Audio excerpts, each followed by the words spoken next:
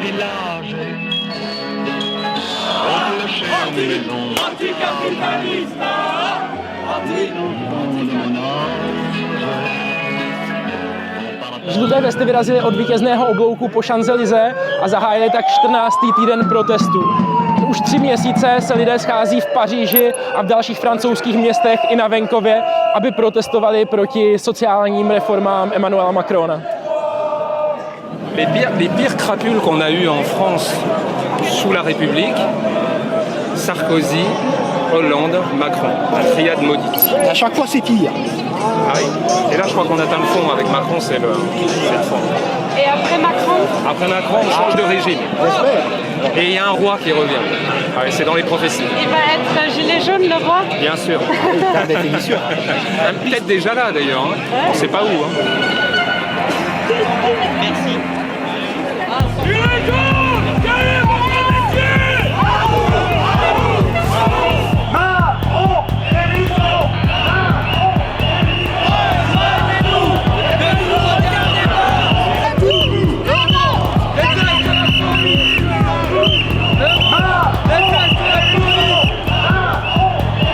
Teď se během velice krátké chvilky situace zvrátila z docela klidného sobotního pochodu do výtržností, kdy demonstranti hází lahve, které najdou v koších na ulici nebo které se tu dokonce i rozdávají na policii. Policie už střílela gumovými projektily zpět. Ještě nevíme, jestli jsou nějaké zranění.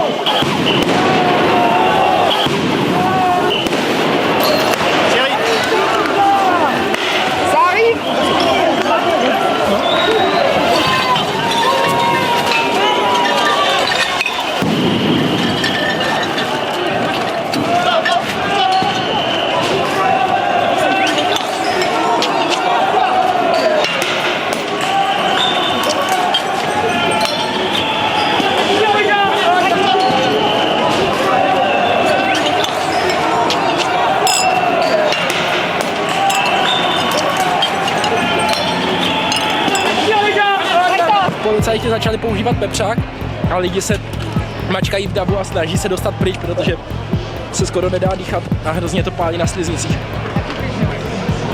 Qu'est-ce qui m'est arrivé là? Avec mon œil?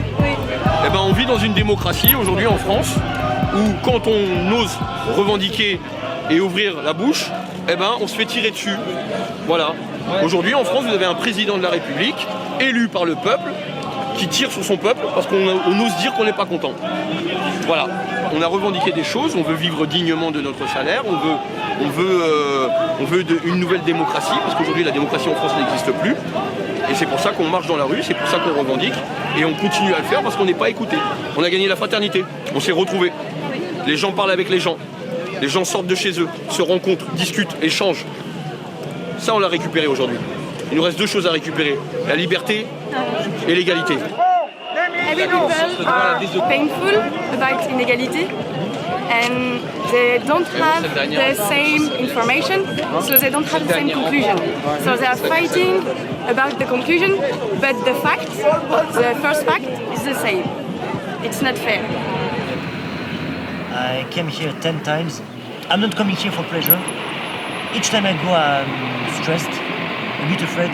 Now we received grenades, gas lacrimogène, matrax, the sticks. Why do you think that like far left and far right, as it is called, usually join together this movement? When I started to being interested by politics, I was in the left, I would say. Then in the far left, like Mélenchon, I was like radical of left. Then I turned in the right, so I voted then for Marine Le Pen. I'm not ashamed by that.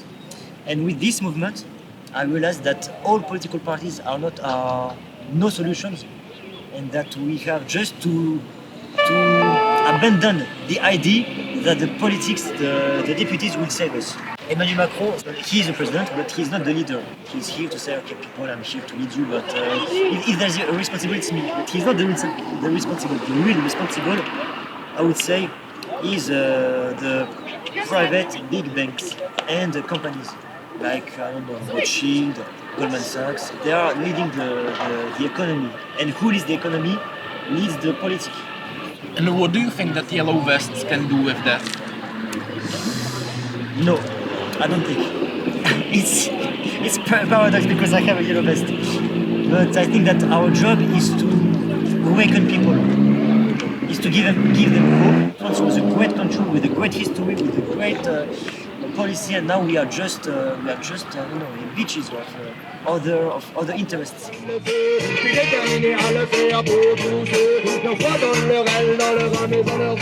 Na sobotním pochodu žlutých vest jsme potkali nespokojené důchodce, studentky, pracující lidi, kapely hrající revoluční písně i výtržníky v kuklách. Všechny spojovalo volání po odstoupení prezidenta Macrona a po přímé demokracii. Bylo nicméně zřejmé, že se účastníci ve svých politických postojích často silně odlišují. Abychom hnutí lépe pochopili, setkali jsme se se Samuelem Hayatem z Národního centra vědeckého výzkumu. Hayat protesty a jejich účastníky od samého začátku sleduje a zkoumá. You certainly can compare this movement with other movements that exist now in other countries, especially in Europe. You can compare it with the Brexiters. You can compare it with the five-star movements in Italy. But the difference is the Yellow Vest yet have resisted any kind of political use of their movement. It's not like the five-star movement who has become a party and is now governing. The Yellow Vest movement, they do not want to have anything with professional politicians. You have people from the left, you have people from the right, so they need to focus on what is common to all of them. They cannot discuss questions that would divide the movement, so they refuse to discuss racism. They refuse to discuss also things like Europe. They do not talk about the European Union, even if probably most of them are against the European Union, they don't want to discuss it. They want to focus on what is common between them all. And the thing that is common between them all is wanting more democracy. And if you are just in favor of a referendum, then all the differences between the movement, you can always say, we'll settle that after. You say that they don't really have much experience in organizing this. How it comes then that it's the most successful protest movement in recent history? Well, until now it's not a success. It's very tough to talk about a success if you see that thousands have been arrested, hundreds have been put into jail, dozens have suffered very grave injuries. So it's not really a success. It's kind of a tragedy. But they still continue. They go on the streets, and I think they do that because they have the idea that they are actors of a revolutionary movement, and they really think that they are about to achieve something great. And in a way, maybe they are not that wrong, because even if they have not succeeded yet, they have influenced the agenda. Žluté vesty nedůvěřují vládě, protože podle nich ty nejslabší soustavně přehlíží. Nedůvěřují zastupitelské demokracii, protože kdokoliv jim v posledních dekádách sliboval, že bude mluvit jejich jménem, šel prý ve výsledku na ruku především bohatým a mocným. A jako sluhy privilegovaných vrstev odmítají i tradiční média. Přijeli jsme do redakce deníku Le Monde. Le Monde je jedním z nejvlivnějších francouzských médií současnosti a právě jej kupuje český miliardář Daniel Křetínský. Nedůvěra v tradiční média je důležitým tématem hnutí žlutých vest a my jsme se proto přijeli zeptat, co tradiční média dělají proto, aby důvěru lidí získali zpět. Et puis c'est vrai que dans les médias en ce moment, il y a en fait beaucoup de gens qui critiquent les violences des gilets jaunes, des paroles antisémites, des paroles racistes, etc. Et c'est vrai que ces autres canaux, que ce soit sur Russia Today, Sputnik ou que ce soit sur leurs propres médias, c'est des choses qui sont mises de côté et qui, le point de vue des gilets jaunes là-dessus, c'est que c'est marginal en fait dans le mouvement et que du coup ils reprochent aux médias dominants de énormément traiter tout ce qui peut discréditer le mouvement. Zatímco žluté vesty vidí tradiční francouzská média jako obránce současné moci, prezident Macron a část evropské veřejnosti zase přisuzuje podíl na mobilizaci hnutí žlutých vest Rusku a jeho státním médiím. Ruská televize RT a web Sputnik například šířili informace, že většina francouzských policistů stojí na straně žlutých vest. Následně vysílali video, ve kterém si policisté sundali během protestů helmy jako známku solidarity s protestujícími. Lidé na místě později uvedli, že si policisté sundali helmy pouze proto, aby s nimi mohli mluvit, nikoli jako znak sympatií. Podobných zkreslených i nepravdivých informací se ze strany ruských médií objevilo víc. Podle amerického think tanku Alliance for Securing Democracy je pak aktivně šířilo 600 proruských účtů na Twitteru. Francouzské bezpečnostní služby možnost ruského vlivu už několik měsíců prošetřují. Většina místních pozorovatelů ale zásadnější roli Ruska zpochybňuje. There is the point of President Macron that Gilets jaunes are encouraged by Russian media, Russian Twitter accounts. Qu'Emmanuel Macron dise qu'aujourd'hui ce mouvement est porté par la Russie, je pense que lui, évidemment, a un jeu à jouer et un intérêt à jouer à dire ça. Mais ce qui est sûr, c'est qu'au départ, ce mouvement est absolument pas influencé par des puissances extérieures. C'est vraiment un mouvement, au contraire, qui vient des racines et vraiment du fin fond de la France. Voilà. Za spojku žlutých vest s Kremlem bývá označováno také několik Francouzů. Jde o ty, kteří dříve bojovali spolu s Ruskem podporovanými povstalci na Donbase. Dnes se někteří z nich aktivně podílejí na organizaci protestních pochodů. Jedním z nich je Viktor Lenta, bývalý voják, který během pochodů spolu organizuje bezpečnostní strukturu žlutých vest. Il y a quelqu'un qui a dit on va bientôt créer un service de protection. Apparemment tu es ancien militaire, est-ce que tu veux venir? J'ai répondu oui tout simplement. What do you think about this? Is there like possibility that there will be like some major conflict in France as a result of this demonstration?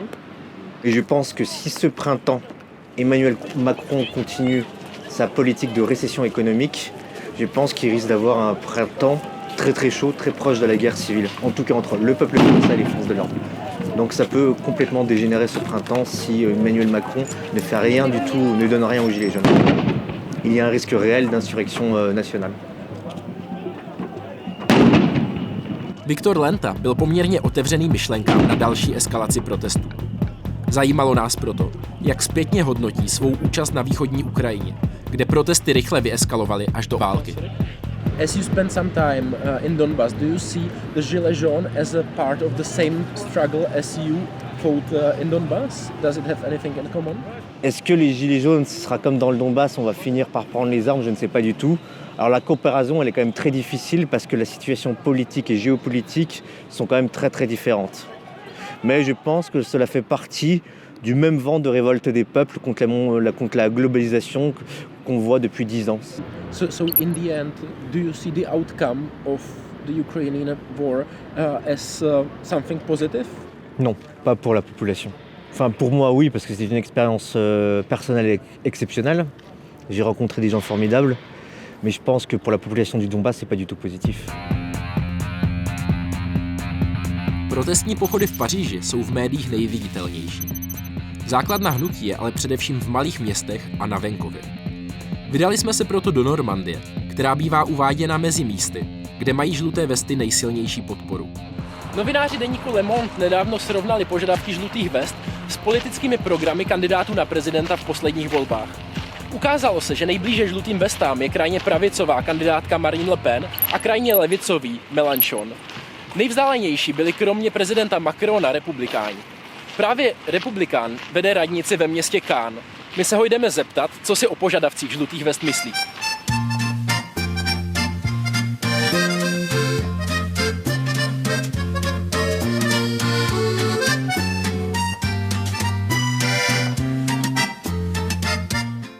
Normandy is a quite strong bastion of Yellow Vests movement. Why is it so? Et puis il y a une deuxième raison, c'est que la Normandie, globalement, est une région qui est encore relativement industrielle, avec aussi un certain nombre de personnes qui travaillent tout en ayant des salaires relativement peu importants et qui, donc, avec en particulier l'élévation du prix des loyers, ont, comme on dit, du mal à joindre les deux bouts. La France ne peut pas être un pays avec un haut niveau de vie, avec un pouvoir d'achat important, plus de 65 millions, où seuls 25 millions de personnes produisent de la richesse pour alimenter les autres. C'est ça la réalité de la France. Voilà, moi je pense que l'une des solutions, si on veut retrouver du pouvoir d'achat, il faut effectivement expliquer que la seule solution, c'est qu'on soit capable de remettre davantage de personnes au travail et que peut-être les personnes qui sont au travail travaillent davantage. Le vrai problème de ce pays, c'est qu'en France, nous avons perdu ce qui était l'une de notre richesse, c'est-à-dire l'ascenseur social. Vous pouviez naître pauvre et en fait vous pouviez, si vous étiez travailleur, un tant soit peu, un minimum intelligent, vous pouviez, par le biais de vos études, de l'école publique en particulier, atteindre une meilleure situation sociale que celle de vos parents. Et aujourd'hui en France c'est de moins en moins vrai. Il y a une étude récente. And those people often claim that President Macron is the president of the rich and that they are invisible. Si vous voulez, le thème revient régulièrement en France. C'est un peu une problématique, c'est qu'on a beaucoup de mal en France à expliquer que le moteur de l'économie repose sur les entreprises et que pour avoir des entreprises, il faut avoir des entrepreneurs. Et que matraquer fiscalement ceux qui créent la richesse via l'entreprise, c'est quelque chose qui nuit à l'ensemble du pays. Le vrai sujet sur lequel Macron a été un peu fautif, et beaucoup parfois, c'est qu'il n'a pas su démontrer une certaine empathie avec le peuple, parce qu'il ne connaît pas le peuple en fait à sa décharge. Lui qu'il a travaillé dans une grande banque, voilà, il n'a jamais passé une semaine avec quelqu'un, je ne sais pas moi, qui était jardinier, plombier, ouvrier dans une usine. C'est un monde qu'il ne connaît pas bien. Et donc dans la façon dont il s'est exprimé, et au travers d'un certain nombre de ses déclarations malheureuses, il a suscité une sorte de... Il a accru un peu ce fossé qui existe un peu quand même entre effectivement une partie du pays et puis son élite. Lidem, kteří mají obstojné výdělky a jistou práci, mohl připadat vznik žlutých vest jako pouhá reakce na aroganci mocných. Mnozí protestující nám ale zdůrazňovali, že žijí v podmínkách, kdy musí počítat každý cent a zvyšování daní pro ně představuje existenční riziko. Donc là, on va aller à la station-service, mettre de l'essence. Enfin, en ce qui me concerne, du gasoil, parce que comme j'ai beaucoup de gilets jaunes, j'ai un vieux véhicule diesel qui a bientôt 20 ans. On va avoir la surprise du prix du litre de gazole qui augmente de jour en jour. Donc voilà le gazole, 1,425. Donc il a encore augmenté, 1 € qui doivent être dépensés en plus. Donc je m'appelle Farah Sadki, je suis gilet jaune depuis 3 mois. Là nous allons au rond-point de Bretteville-sur-Odon qui est occupé depuis le 17 novembre, régulièrement délogé. Mais les gilets jaunes reviennent à chaque fois qu'ils le peuvent, dès que c'est possible. Je vais vous présenter d'autres gilets jaunes. France is quite a rich country. So how it comes that people are dissatisfied with what they have? Car il y a beaucoup d'inégalités en fait sociales, fiscales en France. En fait, nous sommes un pays où les riches deviennent de plus en plus riches et les pauvres de plus en plus pauvres. Et beaucoup de multinationales ou de grosses entreprises françaises ne payent pas d'impôts dans notre pays. Et donc en fait, ce sont les gens ordinaires qui se retrouvent à payer ces impôts. Non, c'est un rassemblement vraiment spontané, un ras-le-bol général qui est parti effectivement à la base de l'augmentation des carburants. Et lorsque le carburant augmente de cette façon-là, pour eux ça a été en fait un petit peu la goutte d'eau qui a fait déborder le vase. Jsme na kruhovém objezdu u města Cannes. Žluté vesty se tu shromáždily, přestože je pracovní den a projíždějící auta je hlasitým troubením neustále podporují. Když se bavíme s lidmi, zaznívají stále dokola hlavně 2 témata. Jedním je, že se cítí přehlíženi politickými elitami v Paříži a druhým, že i když člověk pracuje od rána do večera, je často těžké vydělat tolik peněz, aby na konci měsíce něco zbylo. Et là, on va pas chez Lidl, on va d'abord chez un déstockeur, regarder s'il y a des choses intéressantes qui pourraient m'intéresser du moins. Quand je vais faire mes courses, je vais d'abord chez un déstockeur avant d'aller chez Lidl ou d'autres supermarchés discount. Comme beaucoup de familles, comme beaucoup de femmes aussi qui doivent élever leurs enfants, les nourrir. Parce qu'ici, en fait, nous avons des produits qui arrivent en fin de DLC, en surstock. Donc, ils sont vraiment des prix cassés. Et avant d'aller faire les courses ailleurs, je commence en général par faire les courses ici. Voilà le butternut que je cherchais. Vous voyez, celui qui a une grande famille, c'est vraiment pas cher. Là, 6 € les deux. En fait, c'est la date. C'est la date du jour, en fait, qui explique que le prix est moins cher. Donc là, en fait, pour 6,70 €, il y a 700 grammes d'escalope de dinde, un butternut qui va faire une soupe pour 3 ou 4 personnes. Il y a de quoi nourrir facile 5 personnes hein, pour 6 €. C'est beaucoup moins cher que dans les grandes surfaces. Pro mnohé politiky bylo lákavé pokusit se získat početné davy žlutých vest na svou stranu. Když se o to ale pokoušeli, poměrně rychle se setkali s nesouhlasnou, občas i agresivní reakcí. Od velké části žlutých vest je dnes slyšet nechuť nechat se kýmkoliv zastupovat. Si on dégage cela, on prendra des autres, c'est la même. C'est ça le mouvement, mais la com elle n'est pas faite. Ce n'est pas une question si je peux me permettre du RIC, ce n'est pas une question de taxes, c'est une question de gouvernement qui doit dégager, mais tous les gouvernements. C'est une question de SMIC. Le mec qui vient faire de la politique, il aura un SMIC de politicien. Přesto existují lidé, kteří mají mezi ostatními žlutými vestami větší autoritu. Ti se scházejí a vyjednávají další strategii vedoucí k naplnění 42 požadavků hnutí. Jednou z nejvlivnějších žlutých vest je dnes advokát François Boulot. Vous avez deux types de revendications. Vous avez la première sur le plan institutionnel, c'est la volonté du peuple d'intervenir directement dans la démocratie via le référendum d'initiative citoyenne. Et la seconde revendication sur le fond, c'est la volonté du peuple que désormais la politique serve les intérêts de 99% de la population et non plus des 1% les plus riches. Podle nedávného výzkumu francouzského institutu pro veřejnou politiku se za vlády prezidenta Macrona lehce propadla kupní síla nejchudší pětiny Francouzů. Střední třída mírně posílila, ale suverénně největšími vítězi této éry bylo 1% nejbohatších. Voilà le sujet aujourd'hui, c'est la question de la répartition des richesses. C'est la problématique de ce que les 1 ou les 0,1% les plus riches se sont totalement affranchis de l'impôt, ont fait sécession par rapport à l'impôt et ne veulent plus contribuer comme les autres, c'est-à-dire à proportion de leurs facultés. Is the government doing anything to meet the needs of the movement? Ils n'ont absolument rien fait. Et au contraire, ils ont favorisé la répression policière, la répression judiciaire. Nous avons eu des blessés considérables, des morts même dans le cadre du mouvement. Vous avez 18 personnes qui ont été éborgnées. Vous avez eu 4 ou 5 personnes qui ont été mutilées. Et en réalité, vous avez donc un pouvoir exécutif qui ne veut absolument pas accueillir nos revendications. Et c'est la raison pour laquelle le mouvement dure. Žluté vesty vycházejí do ulic a na kruhové objezdy už téměř 4 měsíce. Jejich počty klesly podle ministerstva vnitra z původních 300 000 k současným několika desítkám tisíců. Podle vlastního počítání žlutých vest jich stále protestuje kolem 100 000. Už teď se každopádně zapsali jako největší francouzské nepokoje od studentských bouří roku 1968. I když někteří členové žlutých vest připouští, že se hnutí jednou rozejde, nikdo z nich nepochybuje, že se Francie za poslední měsíce proměnila.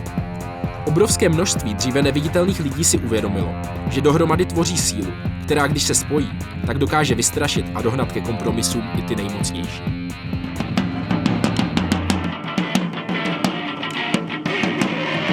Rejoignez-nous! Ne nous regardez pas! Rejoignez-nous! Ne nous regardez pas!